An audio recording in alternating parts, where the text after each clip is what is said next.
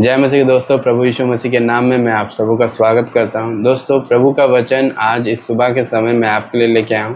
तो दोस्तों, आज का वचन जो है दोस्तों, यहोशू की किताब उसका पहला अध्याय उसका 8 वचन को हम लोग पढ़ेंगे और हम लोग सीखेंगे परमेश्वर इस वचन के द्वारा हमें क्या सिखाते हैं और क्या कहना चाहते हैं, और हमें इस वचन के द्वारा हमें क्या कैसे चलना है, क्या करना है, उसके द्वारा हम लोग को देखेंगे। तो अगर आपके पास बाइबल है तो ज़रूर आप बाइबल को ले लें मेरे साथ। बिना बाइबल लिए दोस्तों हम वचन जब सुनते हैं तो दोस्तों क्या होता है कि हमें उतना अच्छा से समझ नहीं आता है, लेकिन बाइबल पढ़ने के द्वारा और सुनने के द्वारा जब हम उसमें मनन चिंतन करते हैं तो हमें ज़्यादा समझ में आता है और ज़्यादा हम लोग को उसे अंडरस्टैंडिंग कर पाते हैं। तो बिना लेट किए हम लोग शुरू करते हैं। आपके पास अगर बाइबल है तो ज़रूर से ले लें मेरे साथ। मैं ले लिया हूँ। तो यहोशू की किताब उसका पहला अध्याय उसका 8 वचन को हम लोग पढ़ने जा रहे हैं।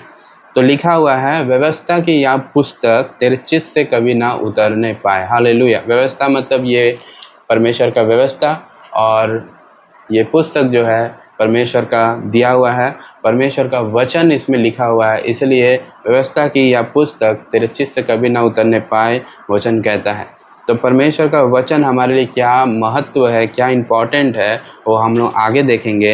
लिखा है, इसी में दिन रात ध्यान दिए रहना।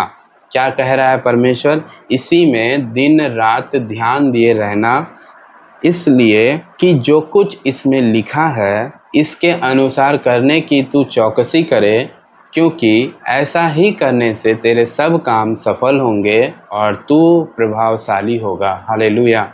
देखिए क्या लिखा है, इसलिए कि जो कुछ उसमें लिखा है उसके अनुसार करने की तू चौकसी करे, तब जा कर के ऐसा ही करने से हमारे सब काम सफल होंगे और हम एक प्रभावशाली होंगे। हालेलुया। हम एक प्रभावशाली होंगे। परमेश्वर के नाम की स्तुति और महिमा होने पाए। मेरे प्रिय भाई बहनों, मैं कहना चाहता हूँ कि परमेश्वर का वचन जीवित है, परमेश्वर का वचन सामर्थी है। जो परमेश्वर का वचन को फॉलो करते हैं, जो परमेश्वर के वचन को पालन करते हैं, वो व्यक्ति एक प्रभावशाली व्यक्ति बन जाता है और बहुत ही परमेश्वर का वचन में शक्ति है। हालेलुया। तो दोस्तों, अगर हम किसी भी काम को आज कर नहीं पा रहे हैं, अगर हम किसी भी बात में फंसे हुए हैं, हम चाहे वो मेरी पढ़ाई हो, चाहे मेरे जीवन में अगर जॉब नहीं मिल रहा है, अगर मेरे घर में समस्याएं हैं, अगर मेरे जीवन में कुछ बीमारियां हैं, हमारे जीवन में कुछ ऐसी श्राप है, रोग है, ऐसी बहुत सी कुछ चीज़ें हैं जो हमारे जीवन में वो रुकावट के कारण बनी हुई है। जिस चीज़ को हम कर नहीं पा रहे हैं, जिस चीज़ में हम लोग को आगे नहीं बढ़ पाए, जिस चलते हम कुछ कर नहीं पा रहे हैं, सफलता को हासिल नहीं कर पा रहे हैं, परिवार का प्रेशर है, फैमिली का प्रेशर है, और पैसा का दिक्कत है, आर्थिक स्थिति ठीक नहीं है। तो दोस्तों, इन सारी चीज़ों के लिए हम कहना चाहते हैं कि परमेश्वर का वचन को आप पहला स्थान दें। परमेश्वर का वचन हमारे लिए बहुत बहुमूल्य है दोस्तों। बिना परमेश्वर के वचन को लिए हम कोई काम ना करें। मैं आपसे आग्रह करता हूं कि इस वचन को आप ज़रूर मनन करें, इस वचन को ज़रूर से आप लिख लें, नोट कर लें, और इस वचन को आप जब कभी आप सुनते हैं, आप हमेशा इस वचन को आप जब पढ़ते हैं तो हमेशा इस वचन को आप रिपीट करते रहे, याद करते रहे, बोलते रहे और काम को करते रहे। परमेश्वर का वचन जो है दोस्तों, जितना बार आप बोलेंगे उतना बार आपके जीवन में वचन आपके जीवन में एक सामर्थ्य के रूप में आपको ताकत देगा, एक शक्ति देगा। आपके अंदर में परमेश्वर का आत्मा वास करेगा, परमेश्वर का पवित्र आत्मा आपसे बात करेगा, क्योंकि जितना ज़्यादा आप वचन को अपने अंदर रखेंगे, मनन करते रहेंगे, बोलते रहेंगे, परमेश्वर का प्रभाव आपके ऊपर होगा और आपका हर एक काम में प्रभाव दिखेगा। हालेलुया।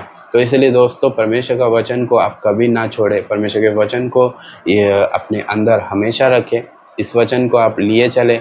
यहोशू की किताब उसका 1 अध्याय उसका 8 वचन जो मैंने बताया दोस्तों, इस वचन को ज़रूर से आप पढ़िएगा और ज़रूर से आप इस वचन को बोल बोल के आप हर काम को कीजिए। परमेश्वर ज़रूर इस वचन के द्वारा आपके जीवन में सफलता को देंगे। ये मेरा नहीं, ये परमेश्वर का वायदा है। हालेलुया।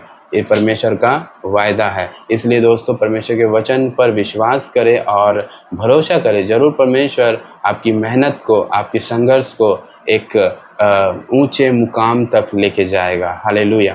तो दोस्तों आइए हम लोग थोड़ी देर अपनी आंखों को बंद करके इस वचन के साथ जो हम लोग पढ़े हैं, हम लोग को इस वचन को अपने मन में रखते हुए ये वचन हमारे जीवन में पूरा होना है, इस बात को लिए हम लोग प्रार्थना करेंगे। आइए हम सब कोई आंख बंद करें।